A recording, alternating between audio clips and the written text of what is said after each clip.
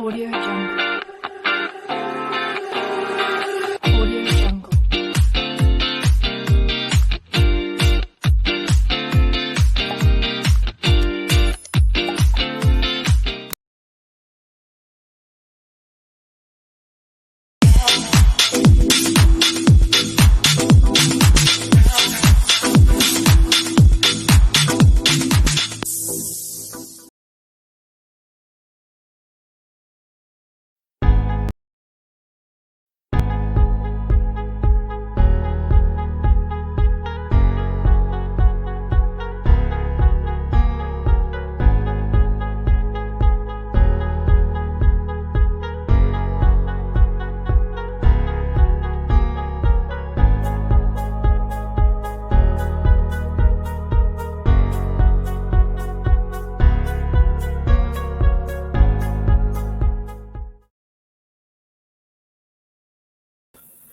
Hello, good evening, everyone.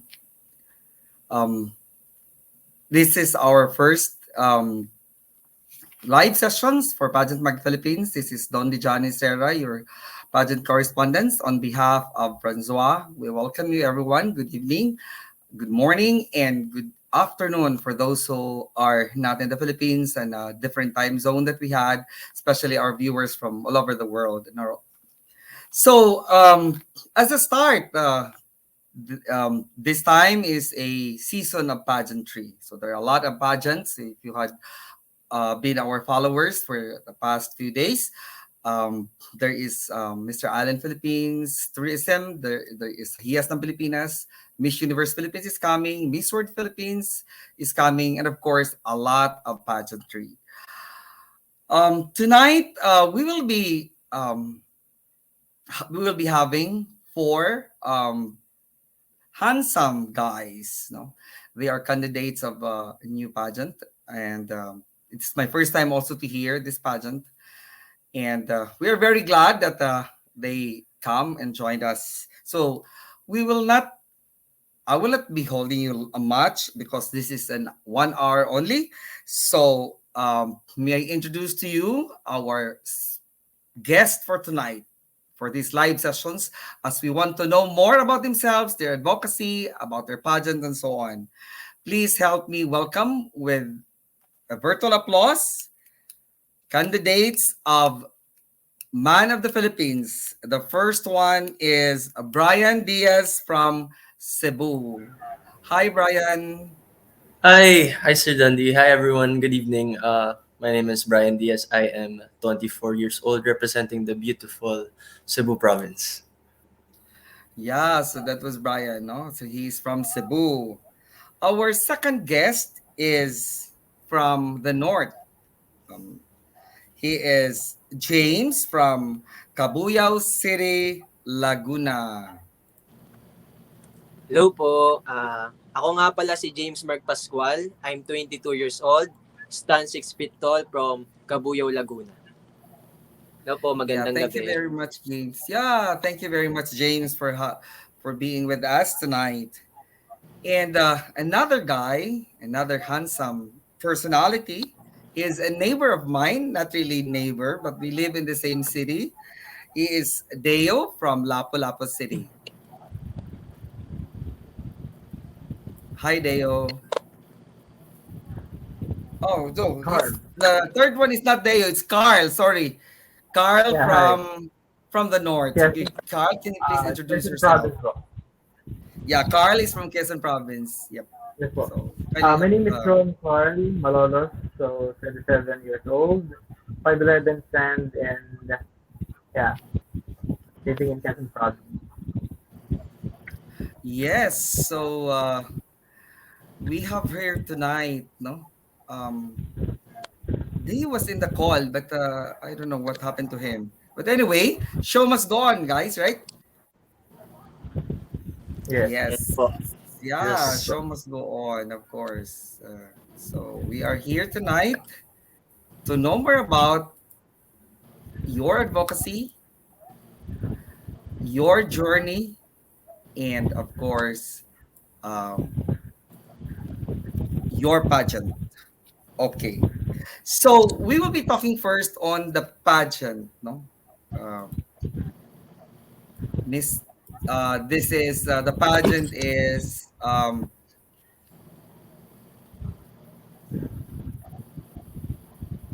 Man of the Philippines. Okay, so where is this pageant be held, and can you introduce the advocacy or what is really this pageant is all about? Maybe Brian can say something. Oh, from what I know, the pageant will be held in General Santos City this coming June, and well, for me, my advocacy is all about urban gardening. But urban gardening in itself is just a small part of the whole advocacy. It's more connected into food security, national risk reduction, and uh, disaster reduction as well. So yeah. Yeah, so before we ask James, so we would like to ask Deo to introduce himself because he was Uh, disconnected a while ago. yeah, hello everyone. Good evening, sir. Good evening to my fellow candidates. I'm Deo Precillas from Lapulapu City, 20 years old, and currently studying Bachelor of Science in Customs Administration at University of Cebu. Yes, Okay, yep. yes sir. Okay. Thank you very much, Deo, for that, no, for that introduction. So we just started Welcome, sir. on like asking, telling about the pageant, no? So anybody can answer this. What is the concept of the pageant, Man of the Philippines? What it is all about? What it is the objective of this pageant? Anybody can answer? Because this is relatively, is it a new pageant or is it like how many years that the pageant is already been there? Anybody new? So I believe they are choosing for 3 years. So, I mean, they started in 2018.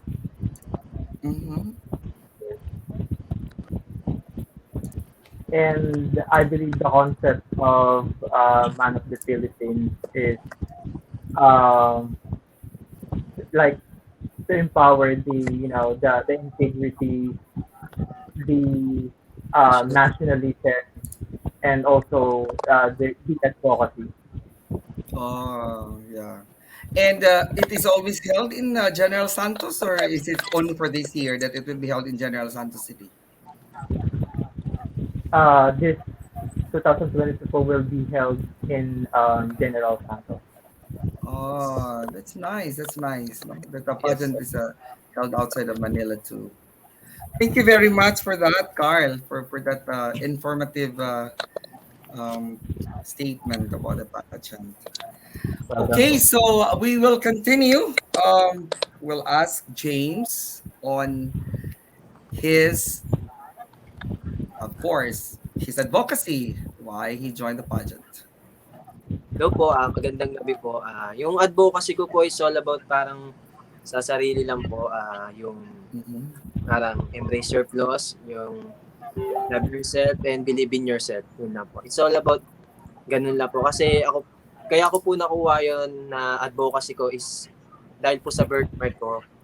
Kaya po ako nandito kasi yun po yung gusto kong ipakita sa kanila na kahit may ganito ako, kaya kong humarap sa maraming tao. So, gusto kong ma-inspire sila sa akin, magbigay ako sa kanila ng parang tawag dito, magbigay inspirasyon sa kanila. So, yun yung napili ko talaga na advocacy.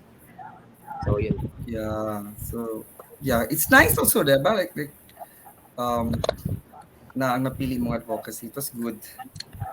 Okay, si Deo, what is Sir. your advocacy? Why you joined this pageant? My advocacy, sir, is health and wellness.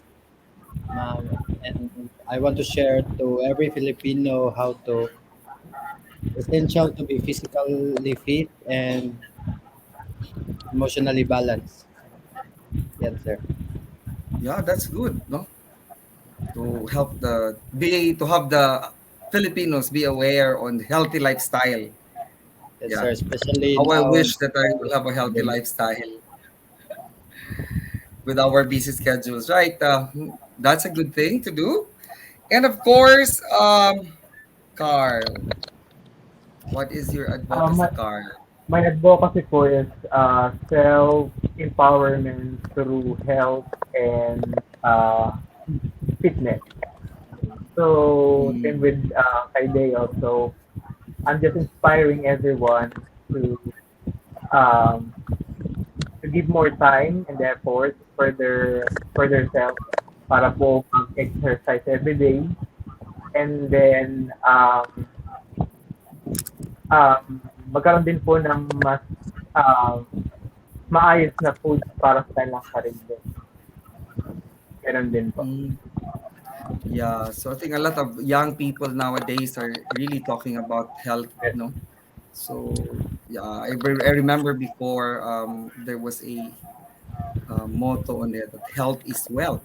So I think it's nice to consider health as one of the priority of every Filipino. So there's a question. I will be pulling question from. So I'm encouraging our audience, no, especially our viewers, to put questions either from Facebook or from YouTube. So I'll be encouraging you for some of your questions. So the question is from Erwin Bautista. What made you decide to join Man of the Philippines this year? So we'll start with Brian. What made you decide? Well, what made me decide to join Man of the Philippines was because I wanted a platform for me to show the things that I can do as a person, my talents, my skills, and my advocacy, which is to help people when it comes to food security, when it comes to disaster and risk management through urban gardening. And basically, urban Mm, gardening is it's like uh, farming, except instead of in the rural areas, it's in the city because in the Philippines, it's ano po, uh, super dense. There's a lot of people, and the price of food is just going up because all the transport, all the problems with gas and everything. If you can grow your food in your own home, then that wouldn't be a problem. wow, that's a very noble thing to share with the community. Um, I was there is a comment from the Man of the Philippines. So you are on your third edition and Pageant Mag. Thank you very much for having Pageant Mag with you as a partner. Because I'm relatively new to Pageant Mag.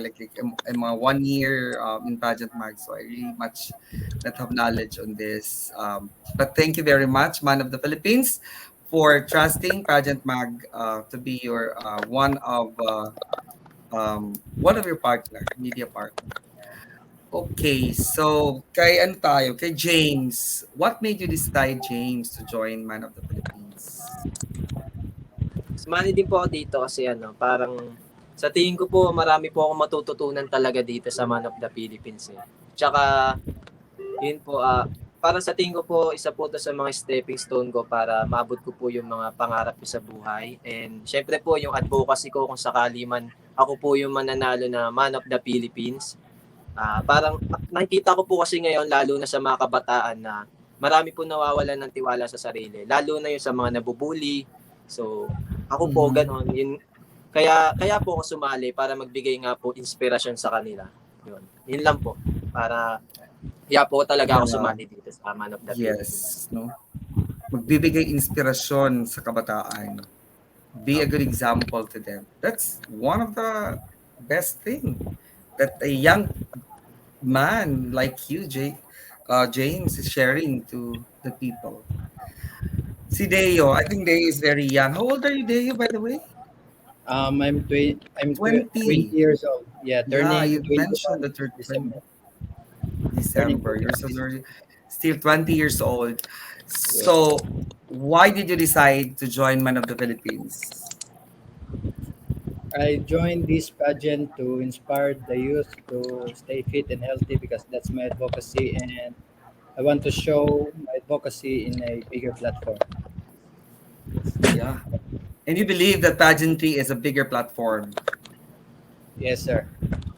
and that that people will hear you a lot because yeah, a lot of definitely a lot of people will be watching Yeah, young definitely. man like you also like wandering there. They are watching and they will be like telling themselves that I want to become healthy Yeah, and especially we're in the yeah. pandemic, sir. It's very important to stay fit and healthy, sir.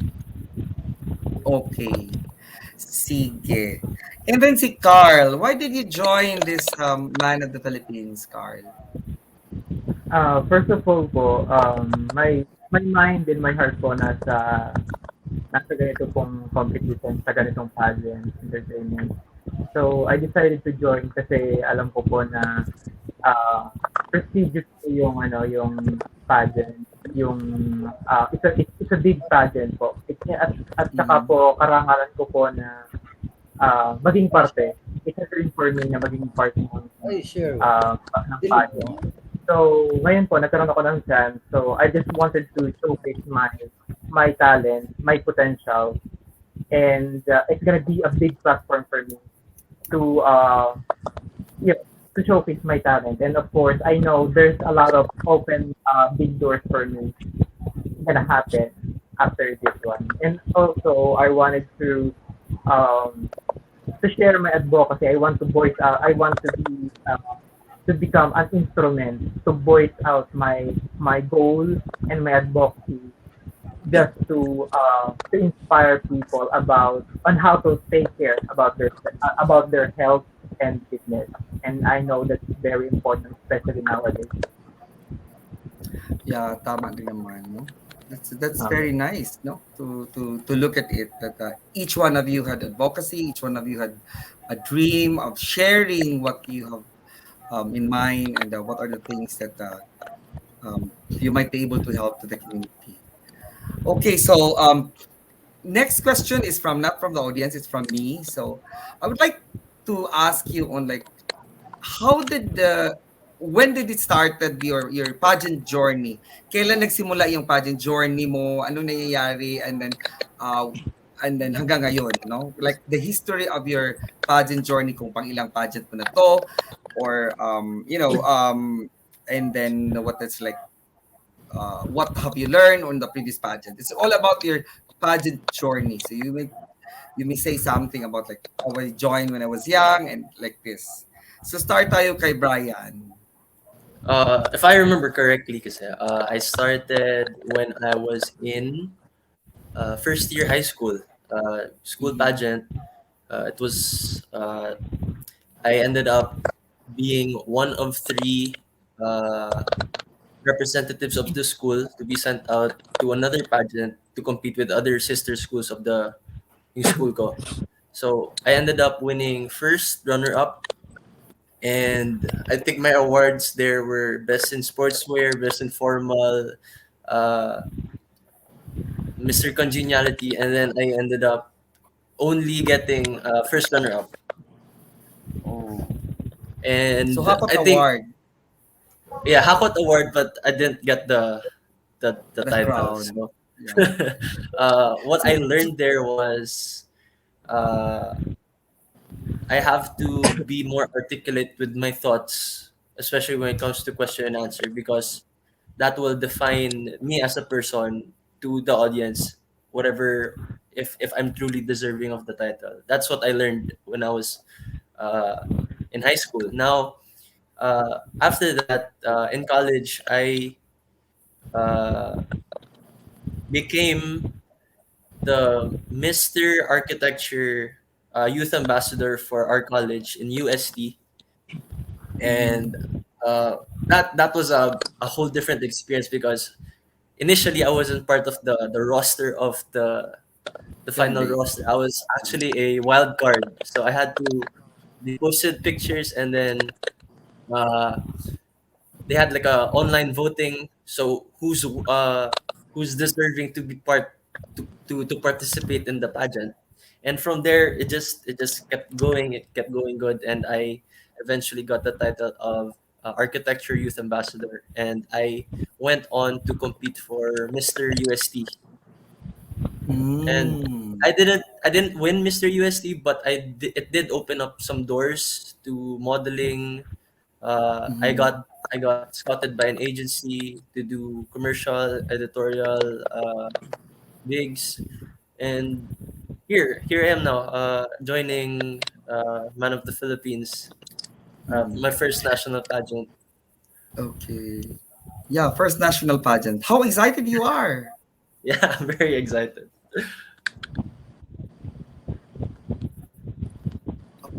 Brian, for sharing your journey in the pageantry from the very young high school and then in college, and now you are grown man.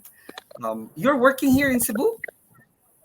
Uh, no, I can actually work from anywhere, You're but working from I'm home. working from home. But I'm staying here now in Cebu. Yeah. Yeah. Mhm. You finished college already. Still studying actually. Mhm, mhm. Okay. And then we'll have thank you very much, Brian. So we'll have James. Hello po. James Mark Pascual. Yeah, hello James. Magandang gabi po sa mga nanonood dyan. Ako po, Mhm. nag-start po ako mag-pageant nung 2019 lang po eh. Nung college po ako.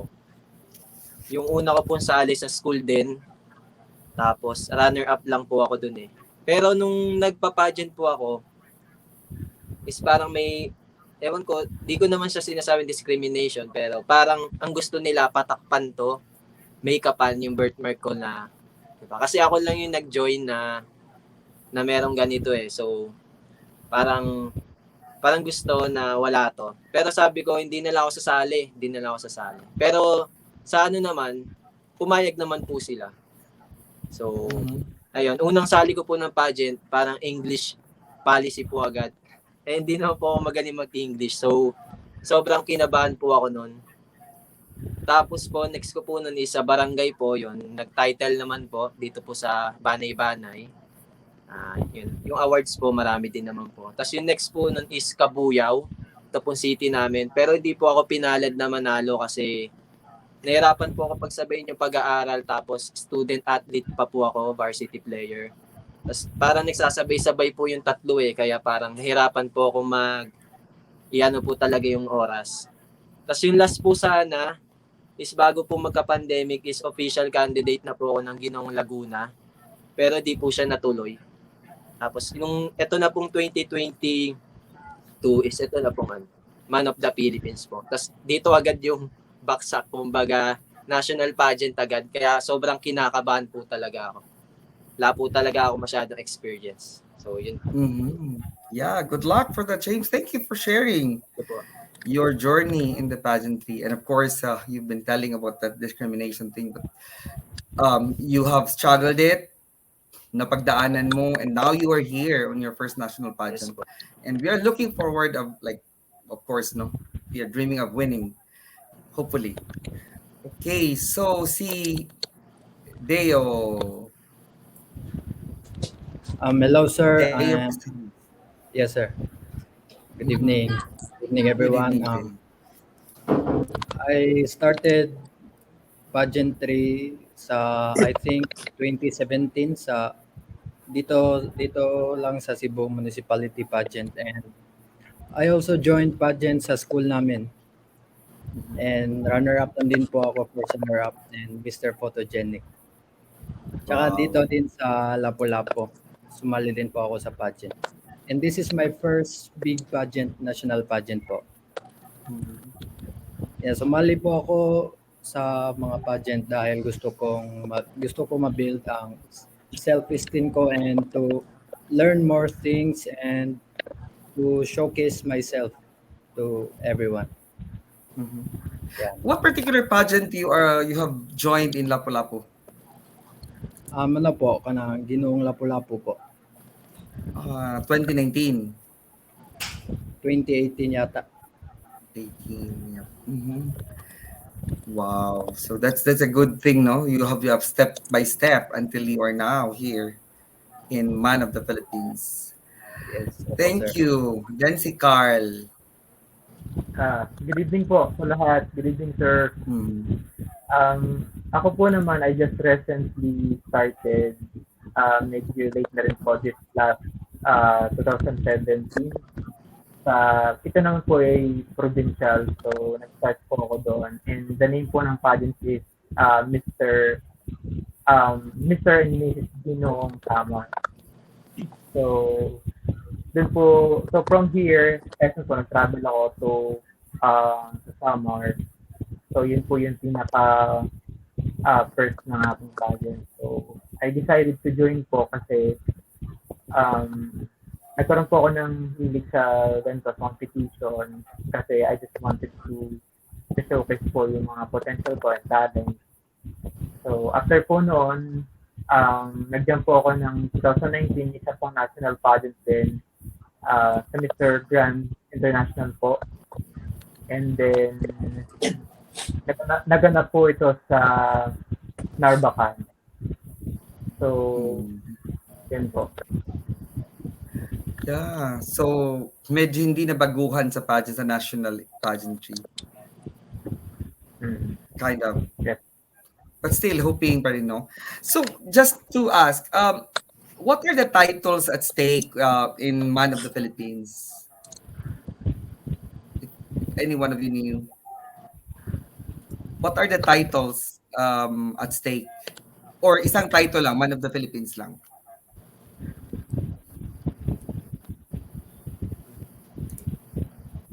Anybody new? Ilang title ang ibibigay sa Man of the Philippines na pageant? Isa lang, One of the Philippines and then runner-up? There's gonna be 4. I think 4 or 4 po. Yes, 4, sir. 4. The main title would be Man of the Philippines, and then the 3 I'm not so sure. I don't know the specific. I think supermodel. Okay. So it's something like there's a big title at Parang stake sa and then there are like yes. minor Modeling. titles. Yep. Yes. So But ilang they'll bang be mga candidates? How many candidates you have? How many candidates are they in 2022 edition? Ilan kayo na candidate? Hindi niyo pa alam? I think 20 something, sir. 20 something. 24. 24. 24. 24. Oh, 24 from all over the Philippines. Yep. And And abroad. then I kailan think ito that's- gaganapin? Kailan gaganapin? Anybody can answer. James. It will be happen po on June 18 to 26 Sa po. June. Sa June po. June 18, 2022 in General Santos. Yes po. So hindi pa kayo nagkikita-kita lahat, Hindi pa po 24. Hindi pa po kami Uh, nakikita. we'll be meeting the first time. Sa Zoom lang. We'll be meeting each other for the first time sa Jensen. When? June 24. 20. Yeah. I'm not Yes. sure, sir. 24. June Sige. 24. Yeah, yep. So at least no, we have the knowledge. I really wanted to promote Man of the Philippines. It says here that there is Man of the Universe title, there is Mr. Model of the World, World Fitness Supermodel, and Mr. Attitude World. So there are 4 titles. It will be happening on June 18 to 26, 2022, and there are 24 candidates competing the title Man of the Philippines. What a beautiful event, no? That we will be seeing a lot of you. So, next ko na tanong is, what are your preparations for this pageant? Si James ang nandyan sa main wall. So, si James ang unang tanongin natin. What are your preparations for this pageant? Ang preparations ko po is nag-start na po kami mag-practice ng mga sa rampa po, sa Q&A, lalo po sa Q&A doon po ako nagpo-focus. Ngayon po, parang nung nakaraan po, parang tinuturuan na po ako kung paano ng set ng mga mga sagot po mula umpisa, gitna, tsaka sa pantapos po. Tapos, yung sa sarili ko po, nag-workout po ako ngayon kasi yung nakakaya po kasi sa kanila, yung iba po kasi mga fitness instructor. Kaya, Mm. di ba? Ako po sa TikTok lang, kaya dito eh. So, ayun po. Tsaka, pinaghahandaan na rin po namin yung mga susuotin po, tsaka po yung mga pinapagawa po sa amin online. Habang di pa po kami nagkikita-kita. Yun po. Abangan nyo po yung sa Nice, Instagram, no? yung So, sa swimwear po namin, guys. yep. So we will talk about that later. Si Deo, what is your preparation, Deo? Ano yung mga ginagawa mo for this pageant? Ganun din po. Ramp and Q&A, sir. Tsaka yung mga sponsors namin, sir. Pinapuntahan namin, and tsaka nag-gym na rin ako, sir, para fit tignan. Nag-gym na rin. Bumabalik You are na gym. fit. So you stopped going to the gym during the Yeah. pandemic. 2 months yata, sir, tas ngayon lang ako nakabalik. So that's a good thing, no? That the joining pageantry is like, Yes, sir. in Japanese it's like gambaro. It's good, like make it good, no? Especially my advocacy, sir, is health and wellness. Dapat, Yeah, sir, you should have, no? You should have go back to the gym and talk to the people about healthy living and a healthy diet, of course. Yes, sir. Then si Carl naman. Tanungin natin si Carl. Ako po naman, physically, nag-workout din po ako. I just started lang po this last week. And then, I'm just helping myself po about Q&A din po kasi hindi naman po ako ganun pagaling magsalita, and also about Q&A. So, I'm just helping myself, then self-study. Then, of course, may ilan din naman po akong mga kaibigan na nagpapa-coach din po ako about sa mga Q&A. And then, yun pong ganun din po. Nag-aaral din po ako kung paano makad ng yung okay po. National pageant. So, yun po. Yep. Thank you very much. So that's a good preparation, not only for the pageant, but for yourself, no? Increase in your communication skills, your social skills, and of course, your health, no? Si Bryan naman, what are the preparations, Bryan? Well, I've been working out for months now, pero sa bahay lang. So it's not as big change as before compared to the gym. But I'm still trying to get the body that I want to be able to show everyone during the pageant. And I'm actually trying to up my social media presence because before this whole pageant, I'm not really in very much into social media, and I need to learn every single thing, how to show myself to people, how I perceive how I'm gonna present myself to people, how to get yung mga followers, how to talk to people, ganun.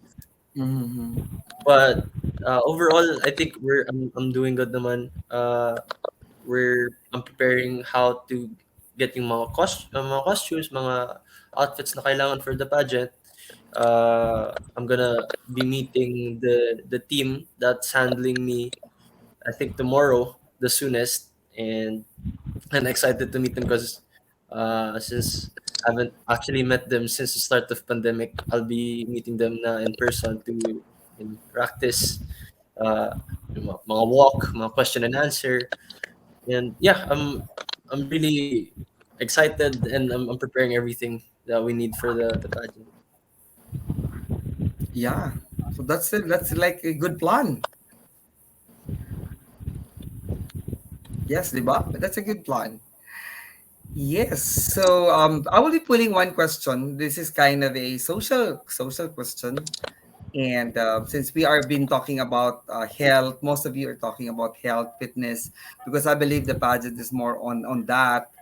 So I'll be pulling one question from Mark, Anthony, Julian, Paz, and we'll start with Brian since he's there on the wall. So, what is your opinion about body shaming? My opinion about body shaming. Well, body shaming is not good from the word itself. Shame is Mm. to shame other people based on the type of their body, the size of their body. It's not good. As long as you're healthy, as long as you like your body, as long as you like the way you look, it's fine. No need to change anything about you. But if you're experiencing anything that will affect your health because of your body, I think that's something that you need to change and to accept suggestions from other people. From though, some people who you may call fat or big Mm-hmm. boned, uh, maybe they like the way they look. Maybe they are healthy. Maybe they are fit in their own way. It's fine, but don't shame them for it just because they're not what you uh what you're Expectations. perceived your Mm. what you want them to look like. But that's them. So that's just my opinion. Wow. So something like beautiful in the person's right, something like that. Mm. As long as you think you're beautiful, then nobody else opinion matters. Thank you very much, Mark. No, see. Oh no, thank you very much. Sorry, Brian, for that. And we'll thank Mark, Anthony, Julian, Paz for that question. We'll ask James to answer that. No po, no to body shaming kasi ako kasi naranasan ko yan dati talaga eh. Kasi sobrang payat ko dati. Lagi akong pinagtatawanan. So, ang ginawa ko, nalaga ko yung sarili ko, nag-workout ako. Masama kasi yung ganun guys kasi may malaking impact sa mga tao yon. Wag tayong ganun. And ang gusto ko lang sabihin na basta mahalin niyo yung sarili niyo, kahit anong size niyo, mataba ka man, payat, ganyan. Basta mahalin niyo lang talaga yung sarili niyo and mag-upgrade kayo sa sarili niyo para, 'di ba? Hindi kayo sarin ganyan. Hindi kayo i-judge. So, yun po yung masasabi ko about body shaming po. So, yun. Yeah. What an encouragement, no, from our candidate himself, James, to tell us like mag-upgrade sa sarili. Parang, my God, I really need to upgrade myself, for that. Yes po. I will pull another question for the remaining two, and this is kind of a well, Kilala ko. quite difficult. Not difficult, but it's good, no? Simula tayo kay Carl. Ito yung tanong from Christian Kael Domingo. What can you say about people having double standards when it comes to male pageantry? Tindihan ba yung tanong? Can you paraphrase or elaborate? What can you say about people having double standards when it comes to male pageantry? Like, ano yung masasabi mo sa mga tao na parang double standard? Parang nilulook down yung, well, hindi naman nilulook down, but rather they have something to say on the male pageantry na kasi double standard parang hindi maganda yun eh. So ano yung masasabi mo sa mga tao na merong parang they look at male pageantry as Okay, parang before. parang mas mababa compared to other thing. Okay. Para po sa akin kasi siyempre iba't iba po yung pananaw po ng tao. Meron po kasi na they are really inclined in joining pageantry. So siguro po para po sa akin para po sa akin lang kasi ako naman po kasi narito po yung andito po yung hilig sa pageantry. So for them po parang think sa negative naman po para sabihin na then don't like joining pageantry.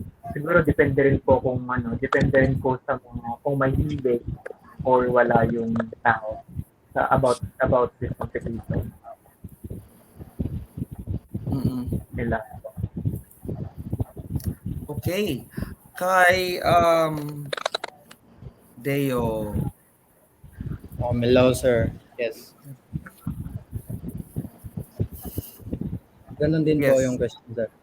For me Um, naman, sir, we have our own perspective about it naman, sir, and may mga opinion naman, may mga tayo-tayong opinion naman, and I'm nothing against it po, para sa kanila, sir, kung yan ang perspective nila. Yep. Yeah. Not really, Yes. no? Can you expound more on like for example, people will be telling you, um, wala yung male pageantry na yan. Hindi naman yan mas walang kabuluhan yan. So, how would you convince me to watch male pageantry?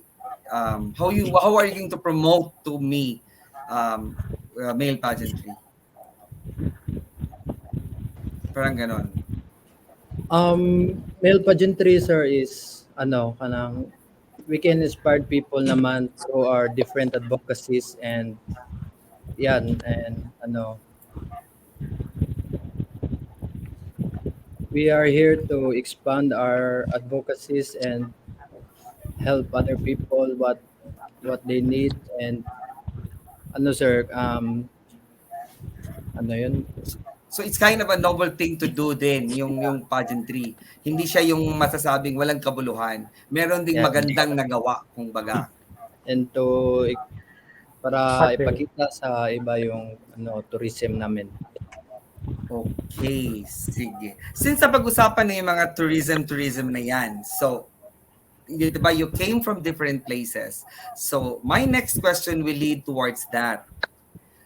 If you are going to invite me or to tell me what is it or anong nandyan sa province mo na kaya mong ipagmalaki as tourism site or whatever it is, ano yung nandyan sa city or town or province mo na ipagmamalaki mo as tourism site or tourism area, no?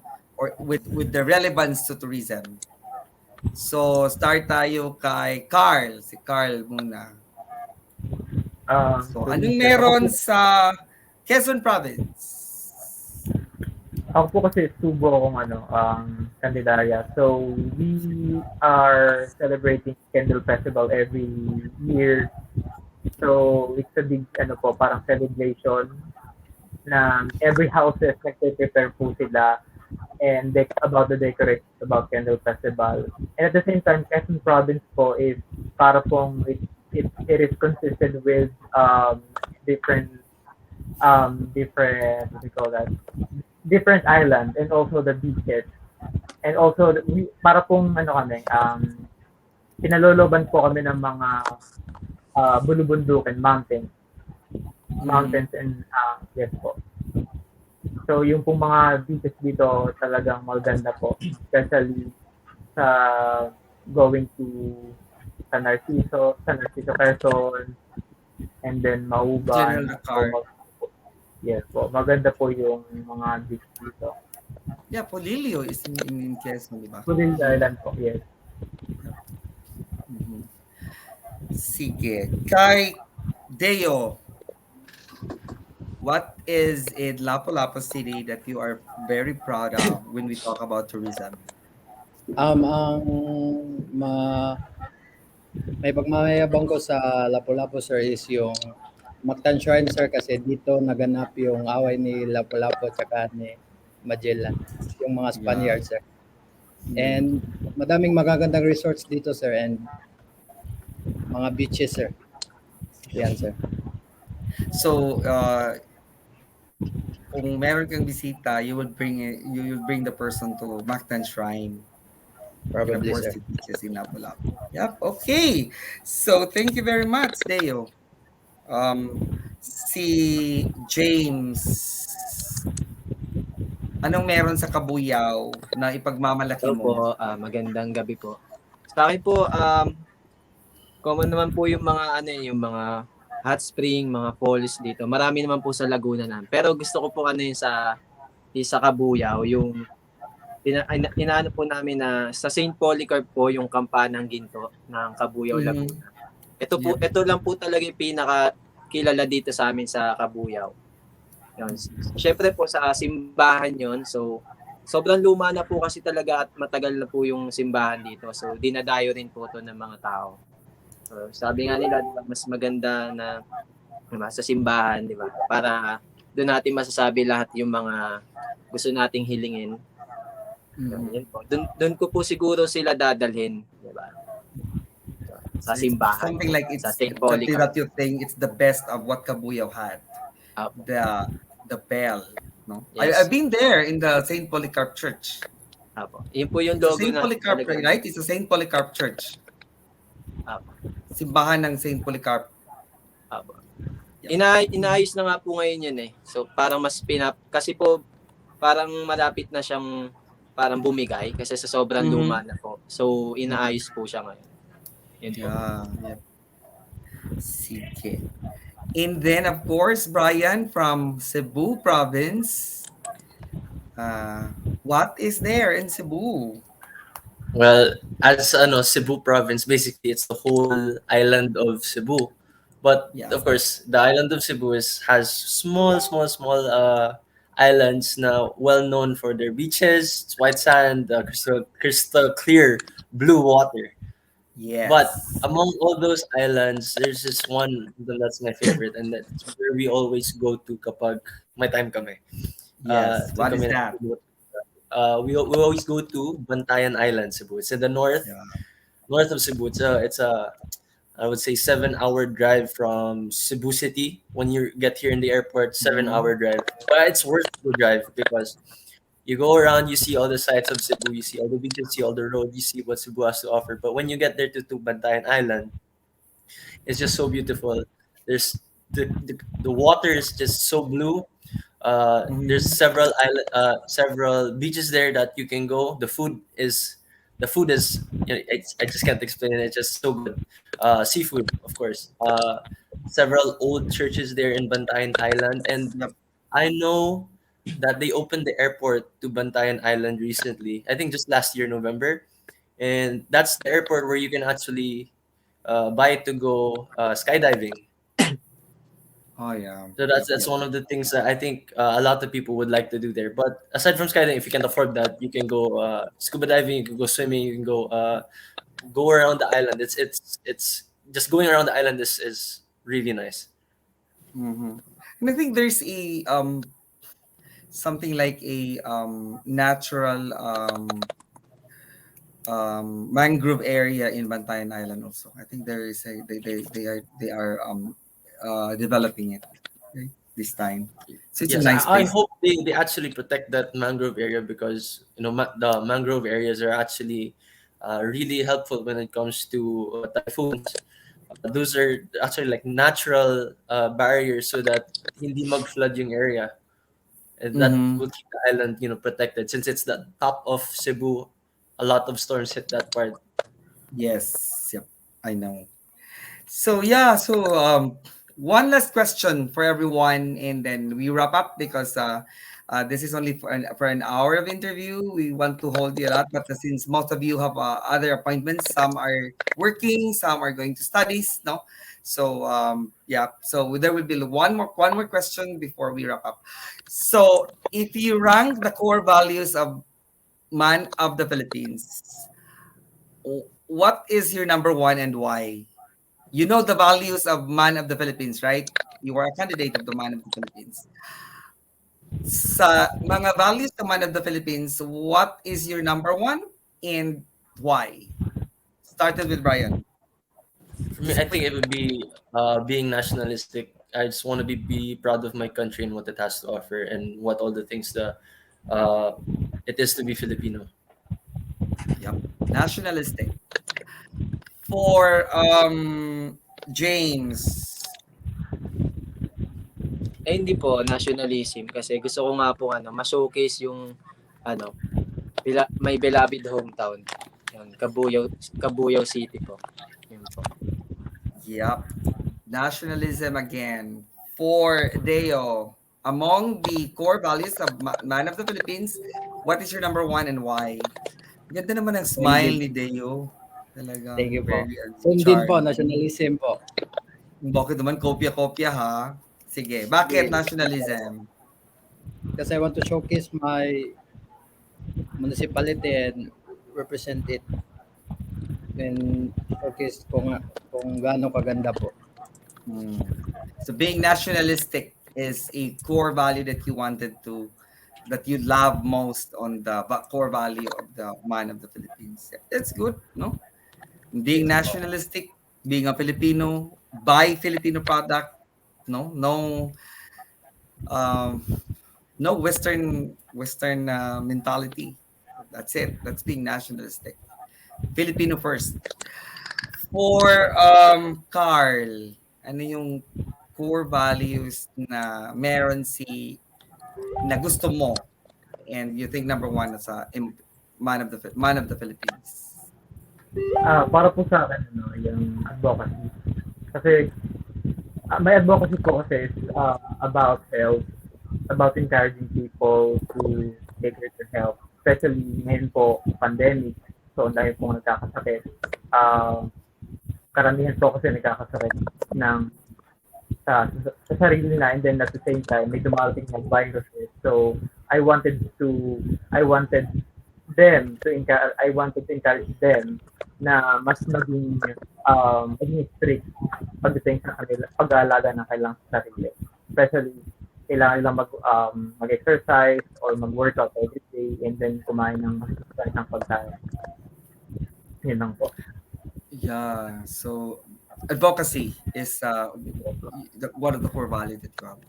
Sige, since we are running out of time because most of you are having work and studies, so I'd like to give you the opportunity to wa- uh, to um to say thank you for your sponsors, for anybody that had helped you so far with your budget journey. At the same time, invite our viewers and followers to follow you on your Facebook and your social media account. So we'll start with, of course, James. Unahin natin si James.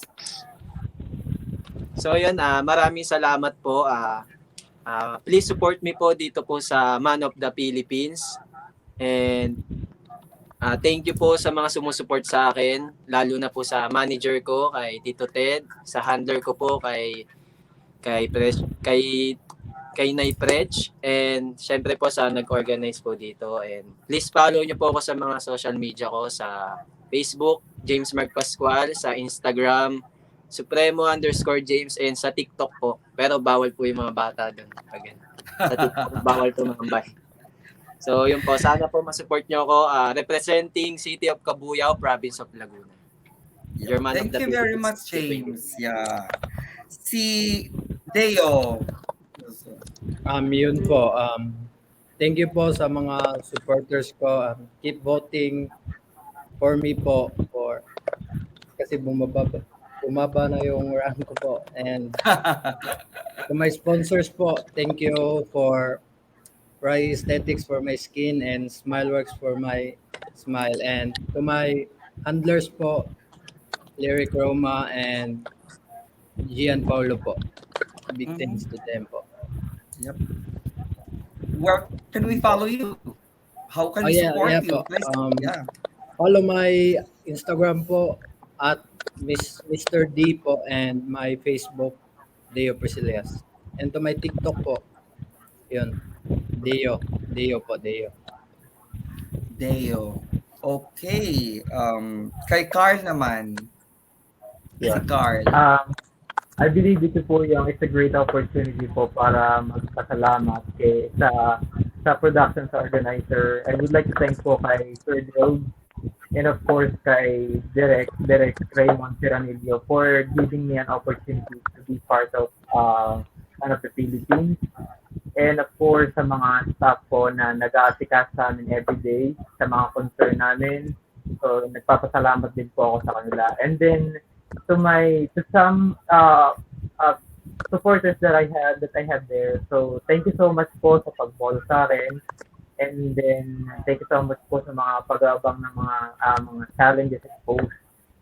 And so, once again, my name is Ron Carl Malolos, Quezon Province 2022 Man of the Philippines. Thank you so much. Yep, thank you very much, Carl, for that. No, see Brian, the last but not the least, of course. Okay, so first of all, I'd like to thank you, sir, for having us here uh, on the interview. I hope that we put our advocacies across properly, and we hope that we actually introduce ourselves to get to know us better. And if that's not enough, you can follow us on our social media. I'd like to thank also my handlers, Sir Lyric and Sir Paolo, and to all the supporters that I gained tonight. Thank you so much, and my supporters that have been following me for a while now. Thank you as well. And yeah, so my social media accounts would be at John Bryan Diaz on Instagram, and on TikTok it would be at J Bryan Diaz 01. Mhm. Lyric is from V Models, no? No, what modeling agency is Lyric? Yes po. Yes. V po V kami ni Models. Brian. Yeah, V Models. I know V Models, but I didn't know Lyric. Okay, so thank you very much for having with us, guys. Thank you very much for being with us in this short, no, 1 hour only, because a lot of things, a lot of activities is happening, and I'd like to thank all the viewers who followed us. And I think parang we really need to have a second round for these guys, diba? We really need to have more of you, no, when the pageant is near. So I hope that we can invite you once again.